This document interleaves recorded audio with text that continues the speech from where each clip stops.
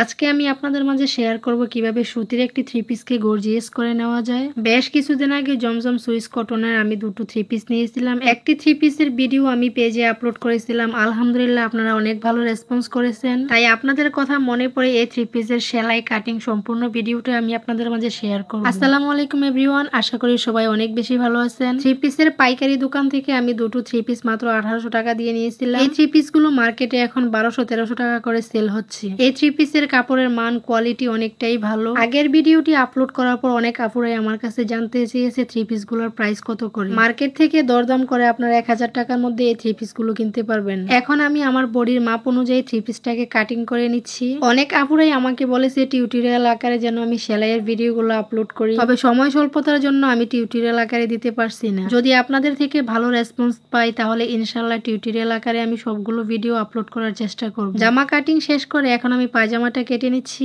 পায়জামা কাটতে তেমন বেশি ঝামেলা নাই, মাত্র 3টি মাপ জানলেই যথেষ্ট। লম্বা, হাই এবং মুহুরির মাপটা জানা থাকলে পায়জামা কাটিং করা একদমই সহজ। এই পায়জামাটা আমি একটু ডিজাইন করে বানাবো, তাই মুহুরিতে একটু শেপ দিয়ে নিলাম। তো যাই হোক, কাটিং শেষ করে এখন চলে আসলাম সেলাই করতে। পেস্টিং এর উপরে সুন্দর গলার একটি ডিজাইন কেটে নিয়েছি।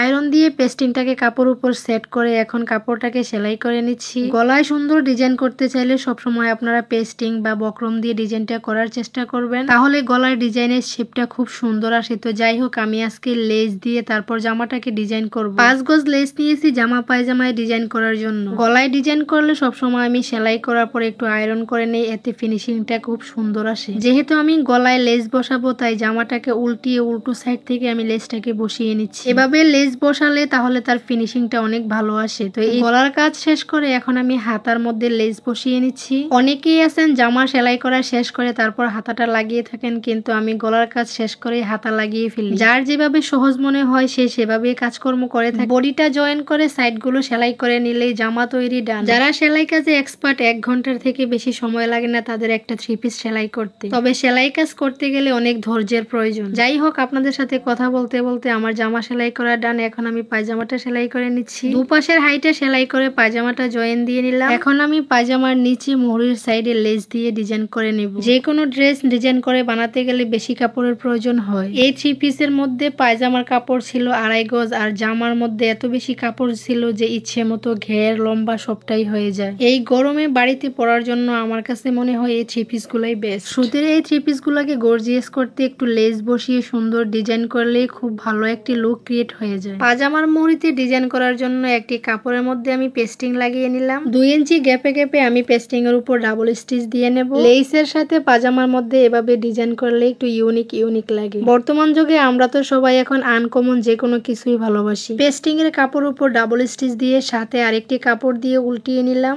ডাবল কাপড়ের উপর এখন আমি লেস দেওয়া সাইডটাকে বসিয়ে দেব। সেলাইয়ের সুবিধার্থে এখানে আমি আলপিন দিয়ে পিন আপ করে নিলাম। এখন আমি লেস বসানো সাইডটি স্টিচ করা কাপড়ের উপর অ্যাটাচ করে নিব। উপরে ডাবল চাপশিলি দিয়ে এখন নিচে লেস বসিয়ে নিচ্ছি। পেস্টিং এ ডাবল স্টিচ করার পরও আমি কাপড়টাকে সুন্দর মতো আয়রন করে নিয়েছি। প্রতিটা ডিজাইনের ক্ষেত্রে যদি একটু আয়রন করে নেওয়া হয় তাহলে তার ফিনিশিংটা খুব ভালো আসে। এই তো আমার জামার ফাইনাল লুক। জামার হাতাটা লং রেখে মুহুরির সাইডটা লুজ দিয়েছি। জামার হাতায় লেস বসালে মুহুরির সাইডটা একটু লুজ রাখলে আমার কাছে বেশি ভালো লাগে। জামার ঘেরের নিচের সাইডে লেস দেইনি, কারণ পাজামাতে আমি ডাবল লেস লাগিয়েছি। সিম্পল ডিজাইনের মধ্যে থ্রি পিস সেলাইয়ের ভিডিওটি কেমন হয়েছে প্লিজ সবাই কমেন্ট করে জানাবেন। ভিডিওটি ভালো লাগলে প্লিজ লাইক, কমেন্ট, শেয়ার দিয়ে পাশেই থাকবেন। সবাই ভালো থাকবেন। আল্লাহ হাফেজ।